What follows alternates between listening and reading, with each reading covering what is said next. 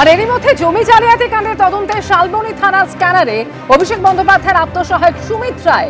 এবার অভিষেক বন্দ্যোপাধ্যায়ের আত্মসহায়কের বিরুদ্ধে গ্রেফতারি পরোয়ানা জারি হলো। এই মামলাতে ধৃত প্রাক্তন তৃণমূল বিধায়ক সুজয় হাজরাকে আজ ফের মেদিনীপুর আদালতে পেশ করা হবে। আর তারই মধ্যে এবার আত্মসহায়ক সুমিত রায় আত্মসহায়কের বিরুদ্ধে এবার গ্রেফতারি পরোয়ানা জারি করা হলো। ঠিক কি খবর পাওয়া যাচ্ছে? আবির দত্ত সরাসরি রয়েছেন আমাদের সঙ্গে এই মুহূর্তে। আবির, সুমিত রায়ের বিরুদ্ধে এবার গ্রেফতারি পরোয়ানা জারি হলো।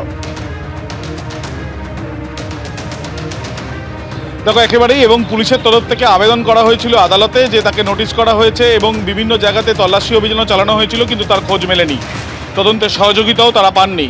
এবং এরপরেই তারা যে আবেদন করেন, আবেদনের ভিত্তিতে আদালতের তরফ থেকে কিন্তু গ্রেপ্তারি পরোয়ানা জারি করা হয়েছে, এমনটাই পুলিশ সূত্র থেকে জানা যাচ্ছে।